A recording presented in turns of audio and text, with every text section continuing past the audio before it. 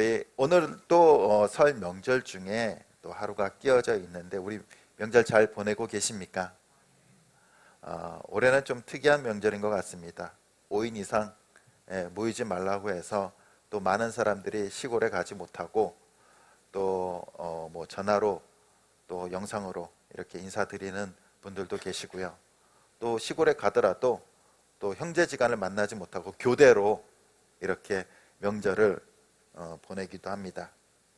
이게 가족들이 모이면요, 우리 성도님들의 가정은 평안하십니까? 싸우진 않으시고요. 예. 평안한 가정들도 있지만 또 뭐 다투는 가정들도 있습니다.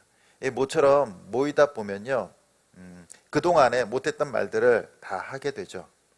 근데 못했던 말들을 하면서 좋은 말을 할까요? 나쁜 말을 할까요? 좋은 말을 해요. 예, 그동안에 자기에게 있었던 좋은 일들을 이야기합니다. 또 어떤 분들은 요번에 이사를 했는데 어려운 와중에서도 집을 좀 큰 평수로 넓혀서 갔다라고 자랑하기도 하고요. 또 어떤 분들은 차를 새로 샀다라고 자랑하기도 합니다. 또 돈을 얼마나 벌었고 또 주식이 얼마나 올랐는지 이런 것들도 자랑하기도 합니다. 또 승진 자랑도 하고요, 자녀 자랑도 합니다. 분명 좋은 일들을 이제 자랑들을 합니다. 근데 그러한 자랑들을 계속 듣다 보면요, 기분이 좋으십니까? 나빠지십니까? 참 사람의 심리가요, 내 자랑이 아니라 다른 사람들의 자랑을 계속 듣다 보면요, 이게 마음이 왠지 불편해져. 참 희한하지 않습니까? 그래서 우리나라 속담에 그런 말이 있는 것 같습니다. 사촌이 땅을 사면 배가 아프다. 부모와 자식 간의 관계는 좀 덜해요. 그런 게 별로 없어요. 근데 꼭 동기 간에, 형제 간에, 이웃 간에 남이 잘 되는 얘기를 한두 번 들으면 괜찮은데 계속해서 듣다 보면요, 배가 아프고 왠지 모르게 마음이 불편해집니다. 자랑이라는 것은 분명히 좋은 겁니다. 그렇잖아요. 잘 되고 있다라는 거잖아요. 잘하고 있다라는 건데 왠지 내가 아닌 다른 사람이 잘 되고 있다라는 소식을 들으면 조금은 이제 배가 아파오기 시작합니다. 이러한 사람들의 자랑들이요, 오히려 사람 간의 관계를 깨트리는 요소가 되기도 한다라는 겁니다. 그 자랑이요, 사람과의 관계만 깨트리는 것이 아니라 나의 자랑, 인간의 자랑이요, 예수 그리스도를 만나지 못하게 하는 걸림돌이 되기도 해요. 혹시 무슨 말인지 아시겠습니까? 높은 지위에 있는 사람들, 또 권력에 있는 사람들, 명예에 있는 사람들, 참 예수님 믿기 힘듭니다. 예수님 믿기 힘들어요. 왜 그렇습니까? 예수님 없어도 지금까지 자신의 힘과 노력으로 잘 살아왔거든요. 높은 지위까지 올라가고 명예로운 자리까지 올라가고 또 승진도 하고 잘 살았거든요. 그리고 예수님을 믿고 종교를 갖는다라고 생각하면요, 뭔가 자기가 연약해지는 것 같은 느낌이 든 사람들도 있어요. 내가 뭔가 좀 부족하기 때문에 신이라는 존재를 의지한다, 종교를 갖는 것은 인간의 연약함이다라고 주장하는 사람들도 있습니다. 그래서 자신이 연약하지 않고 완벽한 존재라는 것을 드러내기 위해서 예수님을 믿지 않아요. 종교를 가지지 않습니다. 하나님을 부인합니다. 종교는 인간의 나약함이다 라고 말해요. 또한 물질이 예수님께 나아가는 걸림돌이 되기도 합니다.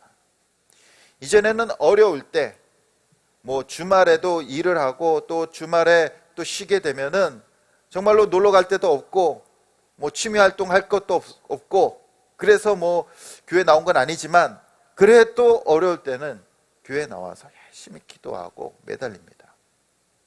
그런데 물질이 풍족해지니까 이 물질을 쓸어 다니기 바빠요. 돈을 쓸어 다니기 바빠요.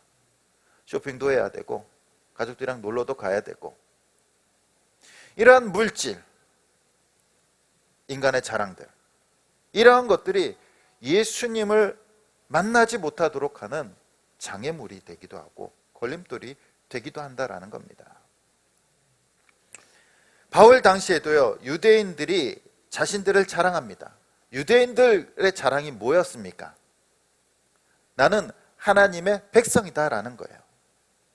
왜 그들이 하나님의 백성이다라고 주장하는 이유가 무엇입니까? 수천 년 전에, 2000년 전에 하나님께서 이스라엘에게 친히, 이스라엘 백성들에게만 친히 율법을 주셨어요. 율법을. 그리고 그 이전에는 아브라함을 통하여 할례를 받게 하시고 이것이 이스라엘과 아브라함의 자손과 하나님과의 그 언약의 표징이라고 말씀하셨습니다. 그래서 이스라엘 백성들, 유대인들은요, 하나님으로부터 직접 율법을 받고 선택을 받았고 또한 그거에 합당한 표징인 할례를 받았기 때문에 우리만이 선택받은 백성이다라는 겁니다. 이것이 유대인들의 자랑이었어요. 자랑.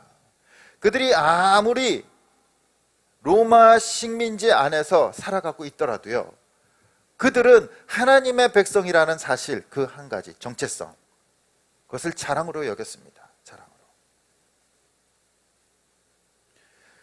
그래서 그러한 자랑들, 유대인들만의 자랑들, 우리는 하나님의 백성, 할례 받은 백성, 율법을 수여하는, 그리고 율법을 행하는 하나님의 백성이다라는 그 자랑이요, 예수님을 만나지 못하게 합니다. 예수님을 만나지 못하게 해요. 이유가 뭡니까? 자신들은 이미 하나님의 백성이고 율법을 받았고 자녀이고 그리고 그 표징으로 할례를 주셨기 때문에 예수님을 믿어야 될 이유를 모르는 거예요. 이유를 몰라요. 왜?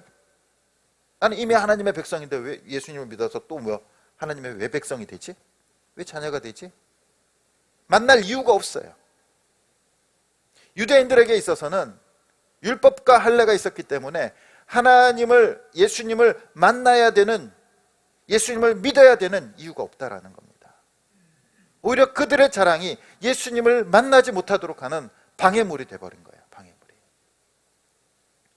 그리고 자신들만 예수님을 만나지 못하는 것이 아니라 다른 사람들도 하나님을 만나지 못하도록 합니다. 빌립보 교회 성도들을 보니까 자신들이 하나님의 백성이다라고 말해요. 그리고 예수님을 믿는데요. 유대인들이 딱 봤을 때는 하나님의 백성이면은 뭘 해야 됩니까? 율법을 준수해야 되고 할례를 받아야 돼요. 그들이 2000년 넘게 지켜온 거예요. 그것을. 오랫동안 조상 대대로부터 하나님의 백성이라는 것 하면은 율법을 지켜야 되고 할례를 받아야 된다는 것이 전통이었어요. 그런데 빌립보 교인들은 그걸 하지 않아요. 하지 않아. 그러면서 유대인들이 이 교인들을 향해서 할례를 받으라라고 말합니다. 야, 우리가 수천 년 동안 오랫동안 하나님의 백성으로서 살았는데 하나님의 백성은 할례를 받아야 돼. 율법을 지켜야 돼. 그러면서 빌립보 교인들에게 할례를 강요합니다. 율법을 강요해요.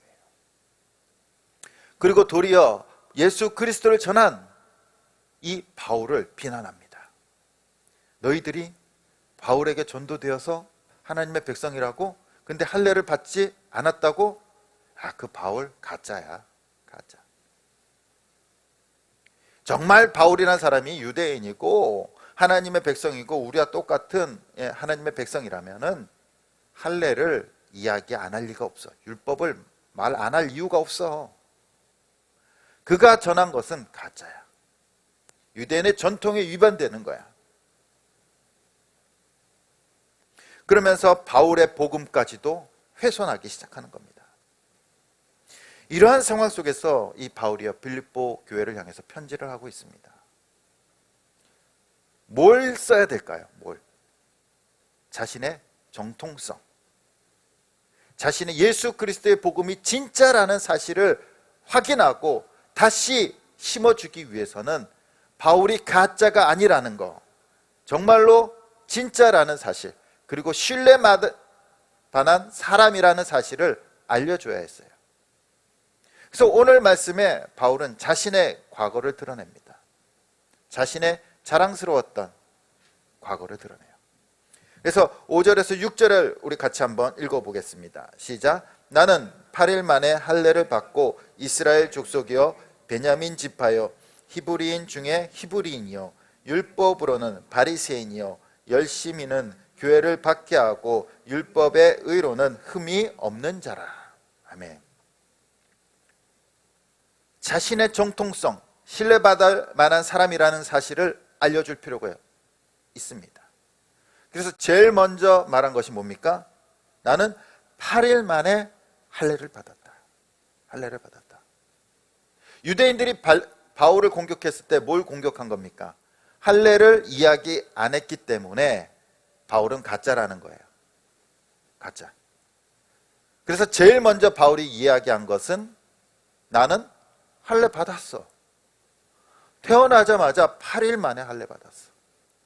이 말은 뭡니까? 우리 부모도, 바울의 부모도 하나님의 백성이고 유대인, 정통 유대인이라는 것을 강조하고 있는 겁니다.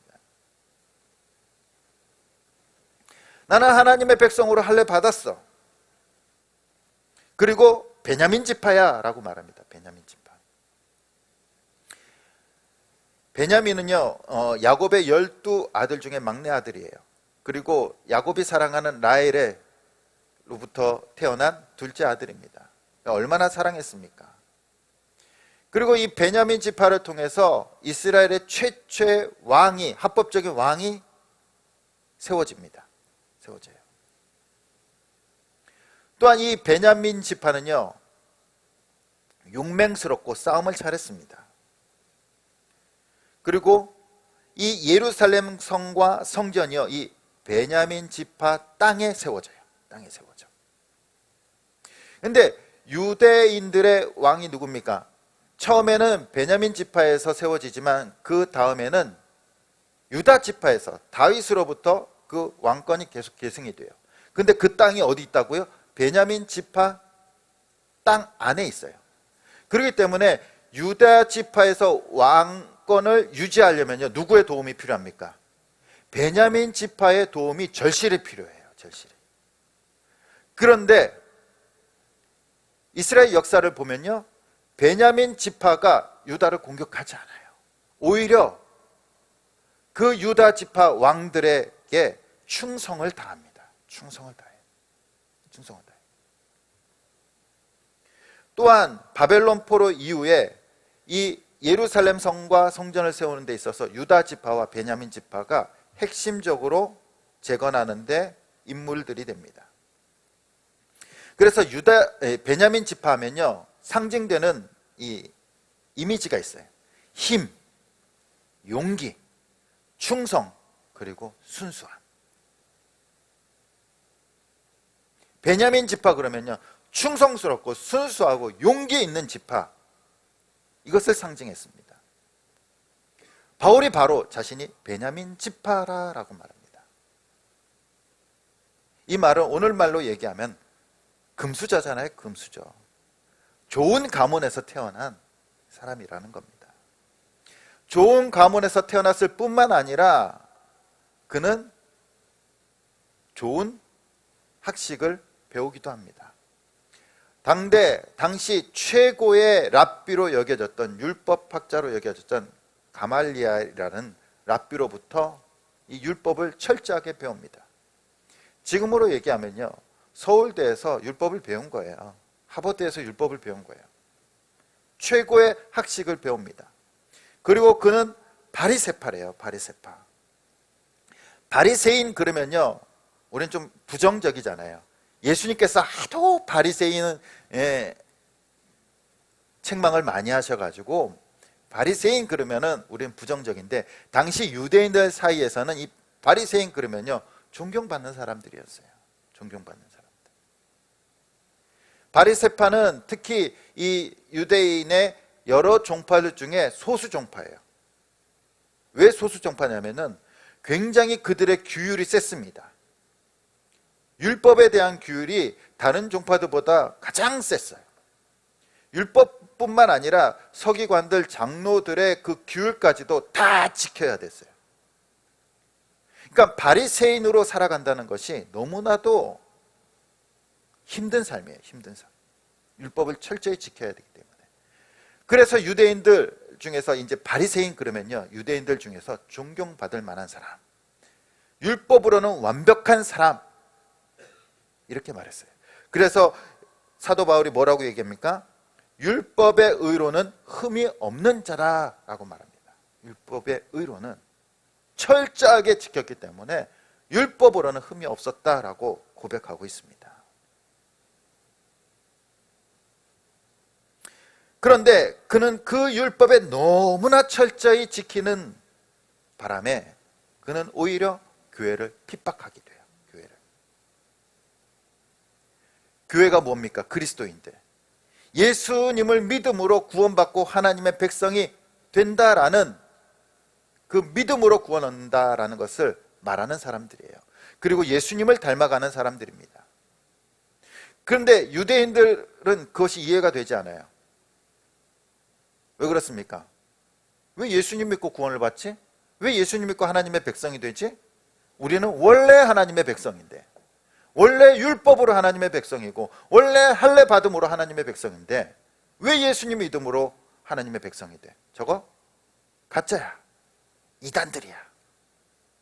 그러면서 율법에 충실했던 이 바울이여 교회를 핍박하기 시작하는 거예요. 그리스도인들을 핍박하고 예수님을 핍박합니다.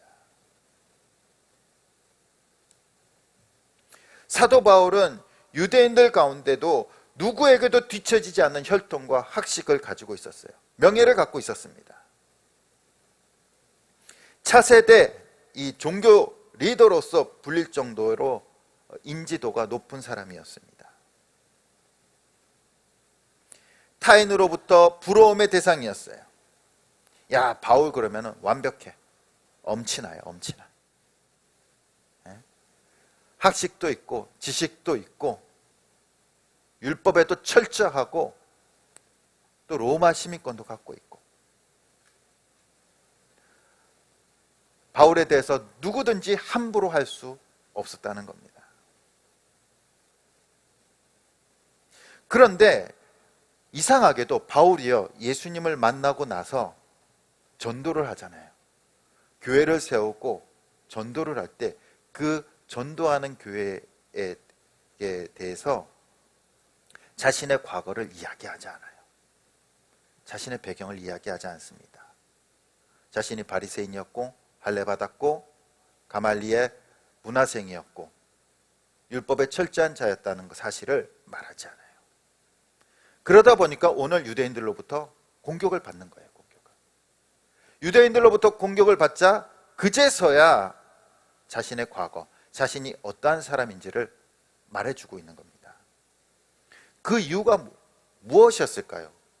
왜 자신의 과거에 대해서, 자신의 그 육체적인 자라온 배경들, 자랑스러운 그런 학벌과 지식들, 그걸 왜 얘기하지 않았을까요? 복음을 전하는 데 있어서 자신의 혈통과 배경, 지식들이 아무런 의미가 없었기 때문이에요. 아무런 의미가. 오히려 자신의 자랑이 예수님을 만나지 못하도록 하는 걸림돌이었다라는 것을 깨달은 거예요. 할례가, 율법이, 자신의 배경들이, 자신의 학식이, 자신의 자랑이 오히려 예수님을 만나지 못하고 오히려 예수님을 핍박하는 자가 되었다는 겁니다. 그래서 그는 그동안의 자신의 배경과 지식, 혈통, 자랑에 대해서 이렇게 고백합니다. 우리 7절에서 8절 말씀 같이 한번 읽어보도록 하겠습니다.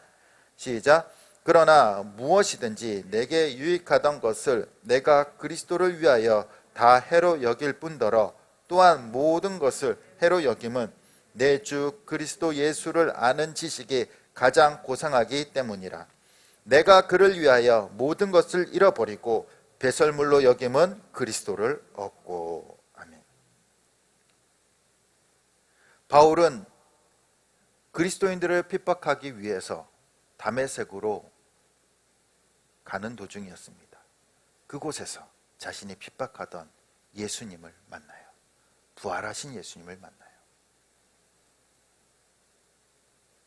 그리고 그동안 그렇게 열망했던, 그리고 섬겨왔던 그 하나님, 메시아가 예수님이었다는 사실을 깨닫게 됩니다. 그리고 지금까지 최고의 자랑으로 여겼던 자신의 그 배경들, 자랑들, 그 모든 것들을 기꺼이 포기하고 예수님을 따라가는 삶으로 변화됩니다. 사도 바울은 예수님을 만나기 전 자신의 학식과 또한 지파와 또한 혈통, 배경들, 이것이 자신의 자랑이었어요.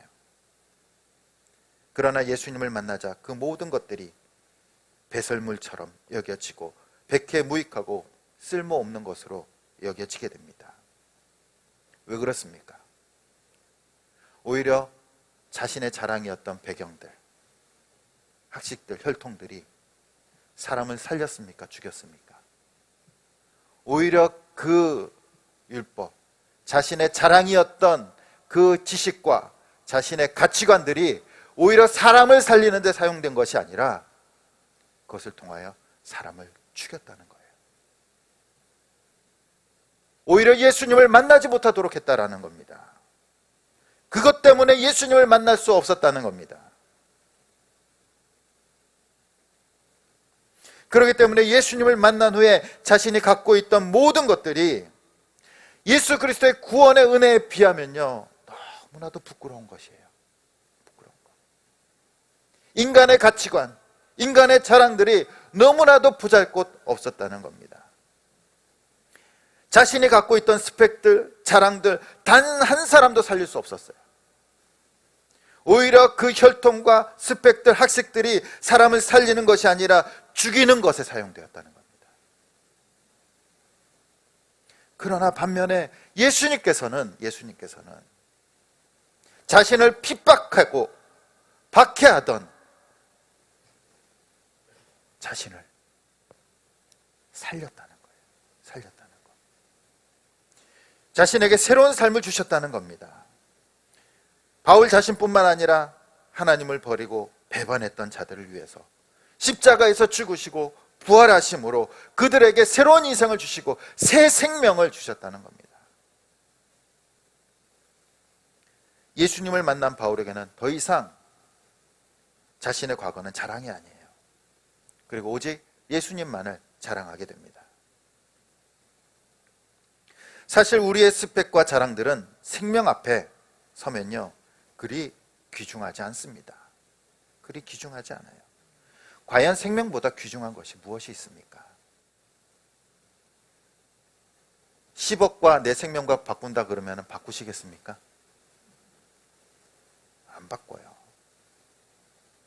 세상에서 가장 똑똑한 사람으로 만들어 줄 테니 네 생명을 달라 그러면 바꾸시겠습니까? 안 바꿉니다. 수능 만점과 생명과 바꾼다 그러면 바꾸시겠습니까? 안 바꿉니다. 인간의 이러한 모든 자랑들은요, 생명 앞에는 아무런 의미가 없어요. 아무런 의미가. 모든 인간의 자랑도요, 생명이 있을 때 자랑이에요. 생명이 있을 때. 생명이 없으면요, 인간의 자랑은 무의미합니다. 바울이 이것을 말하고 있는 겁니다. 그동안 모든 업적과 가치들, 자랑들, 예수님께서 주신 생명에 비하면요, 배설물과 같다는 거예요. 아무런 의미가 없다라는 겁니다.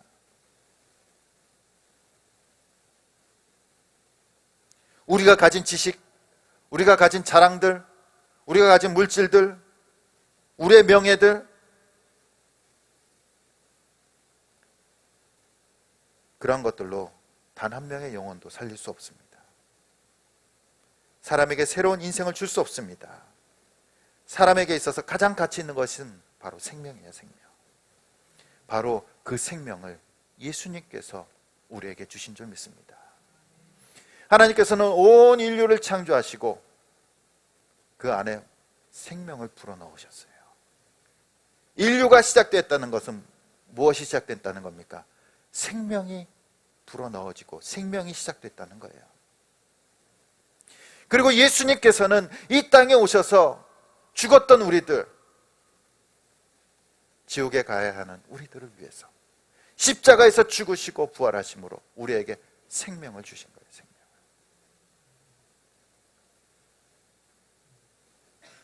예수 그리스도의 그 복음, 예수 그리스도께서 주신 그 생명의 복음 앞에는 인간의 자랑, 학식, 혈통, 육체적인 어떠한 명예들, 그러한 것들은요 무의미하다라는 겁니다. 그래서 사도 바울은 자신의 모든 자랑을 배설물로 여겼다라고 고백합니다. 예수님을 만나고 나니까 내 자신이 너무나도 부끄러운 거예요. 내가 자랑스럽게 여겨왔던 것들이 너무나도 수치스럽고 너무나도 부끄러운 거예요. 예수님을 만나고 나니까 오히려 내 자랑들로, 내 배경들로, 혈통들로 사람을 살리는 것이 아니라 그들을 핍박하고 그들을 정죄하고 그들을 죽이는 데 사용했는데, 예수님께서는 우리에게 생명을 주셨다는 겁니다. 그래서 사도 바울은 자신의 모든 자랑을 배설물로 여기고 예수 그리스도만을 자랑하는 거예요. 그래서 바울은 3절에 이렇게 얘기했습니다. 참된 그리스도인들, 참된 하나님의 백성들의 모습을 이렇게 말합니다. 우리 3절 말씀 같이 한번 읽어보도록 하겠습니다. 시작. 하나님의 성령으로 봉사하며 그리스도 예수로 자랑하고 육체를 신뢰하지 아니하는 우리가 곧 할례파라. 아멘. 지난주 말씀에 할례파가 무엇입니까? 하나님의 백성, 하나님의 백성들이 하는 일은 하나님의 성령으로 예배하고 봉사하고 그리고 예수님만을 자랑하고 육체를 신뢰하지 않는 것, 예수 그리스도만을 자랑하는 것, 예수 그리스도만이 우리의 생명의 주인 되심을 자랑하는 것, 그것이 하나님의 백성들의 모습이다라는 겁니다. 하나님의 백성. 그리고 바울은 그것을 이야기하고 있는 거예요. 자신의 그 뛰어났던 과거들을 이야기하지 않고 예수님만을 자랑하고 있습니다. 우리가 우리의 자랑을 얘기하게 되면요, 우리의 혈통과 우리의 학식과 우리의 배경들, 우리의 육체적인 자랑을 이야기하면요, 오히려 그 자랑들이 분열하게 되고 싸우게 되고 또한 관계를 깨트릴 수도 있습니다. 하지만 우리의 자랑을 이야기하지 않고 예수 그리스도를 자랑할 때는요, 그 안에 예수 그리스도의 생명이 함께 하시는 줄 믿습니다. 그리고 분열이 아니라 예수 그리스도를 통하여 화합이 되고 평안을 누리게 될 줄 믿습니다. 우리 모든 성도님들이 이렇게 하나님의 백성으로서 예수님만을 자랑하고 생명을 나눌 수 있기를 축복합니다. 오늘날 세상에서는요, 자신을 나타내거나 자랑하지 않으면 뭔가 부족한 사람처럼 느껴지기도 합니다. 다른 사람들과 비교되기도 하고, 나를 자랑하지 않으면요, 자존심이 상하기도 해요. 자존심이. 뭔가 인생의 실패자가 된 것 같습니다. 자랑거리가 없으면 친척을 만나는 것도 꺼려지고요, 사람을 만나는 것도 꺼려집니다. 그래서 취직도 안 되고, 그리고 또 뭐 연봉도 높지 않으면요, 사람들을 잘 안 만나요. 만나기도 싫습니다.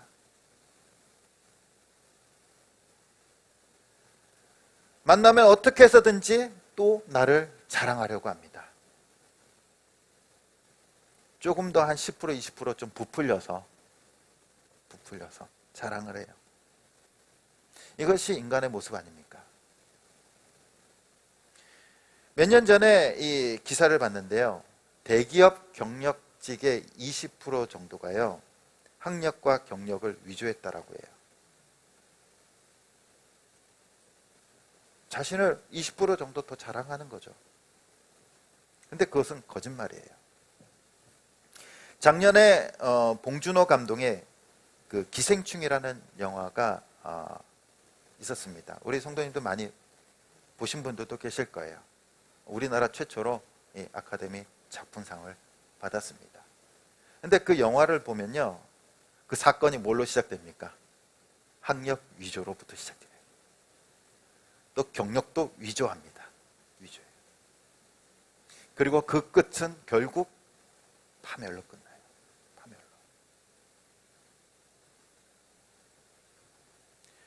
또한 연예인들과 정치인들 보면요, 잊을만 하면 학력 위조 사건이 드러나게 됩니다. 뭔가 자신이 있는 그대로 모습을 보여주는 것이 아니라 사람들 앞에 자신을 과장하거나 자랑하기 위해서 위조하고 또한 거짓으로 말합니다. 그렇지 않으면 왠지 세상으로부터 뒤처지는 것 같아요. 그러기 위해서는 뭔가 속이고 또 자랑도 해야 되고 뭔가 만들어내야 될 것 같습니다. 그러다가 결국 싸우고 분열하는 겁니다. 인간의 자랑은요, 사람의 자랑은요, 끝이 좋지 않아요.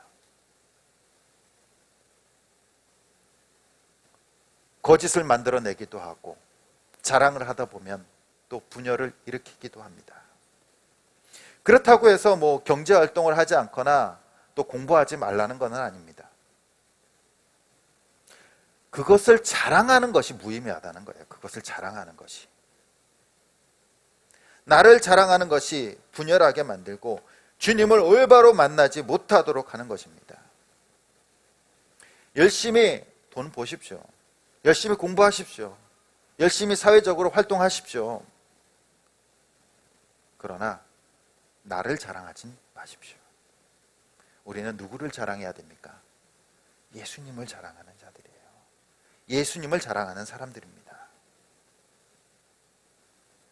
예수님을 믿는다고 우리가 쌓아놓은 것 다 어디로 사라지지 않습니다. 바울이 말하고 있는 것은 다 배설물로 여겼다고 해서 그것이 사라졌나요? 바울의 과거는 사라지지 않았어요. 그의 삶의 가치관이 바뀐 겁니다. 이전에는 자신을 자랑하고 자신의 학벌과 자신의 육체적인 것과 또한 자신의 명예를 자랑했다면 이제는 오직 예수 그리스도만을 자랑하는 겁니다. 오직 예수 그리스도. 삶의 가치관이 달라진 겁니다. 더 이상 나를 자랑하는 것이 아니라 나를 구원하신 예수 그리스도를 자랑하는 것, 이것이 우리의 자랑이 되기를 소원합니다. 우리의 인생을 돌아보면 꼭 서로 자랑하면서 싸움나요. 유치하게도 초등학생들 싸우는 거 보면 어떻습니까? 아이들 서로 자랑하다가 싸워요. 서로 자랑하다가 싸워. 너 이거 해봤어? 너 어디 가봤어? 너희 아빠의 직업은 뭐야? 또 뭐 너 뭐 이렇게 옷 있어? 뭐 신발은 뭐야? 뭐 서로 자랑하다가 마음 상해서 싸우는 거예요. 싸우는 거. 얼마나 유치합니까? 이것이 초등학생들 뿐입니까? 어른들은 안 그렇습니까? 어른들은 인간의 육체를 자랑하게 되면요, 분열과 다툼과 시기와 질투가 있습니다. 하지만 예수 그리스도를 자랑하면요, 그 안에 구원과 생명이 있는 줄 믿습니다. 우리의 자랑은 오늘부터 예수 그리스도만을 자랑하길 소원합니다. 여러분들이 힘들고 또 여러분들이 괴롭고 또 그래서 또 많은 일들을 해냈을지라도 중요한 것은 우리가 생명이 있기 때문에, 우리가 구원받았기 때문에 가능한 거라는 사실을 잊지 마시기 바랍니다. 그렇기 때문에 우리의 자랑은 우리에게 생명을 주신, 은혜를 주시고 또한 평안을 주신 예수 그리스도만을 자랑하길 소원합니다. 그럴 때 우리 삶 가운데 은혜가 있고 또한 평안이 있는 줄 믿습니다. 오늘부터 우리 주찬양교회 모든 성도님들은 우리 자신이 아니라 오직 예수 그리스도만을 자랑하고 생명의 길을 걸어가고 평안의 길을 걸어갈 수 있는 저와 여러분들이 되시길 간절히 주님의 이름으로 축원드립니다.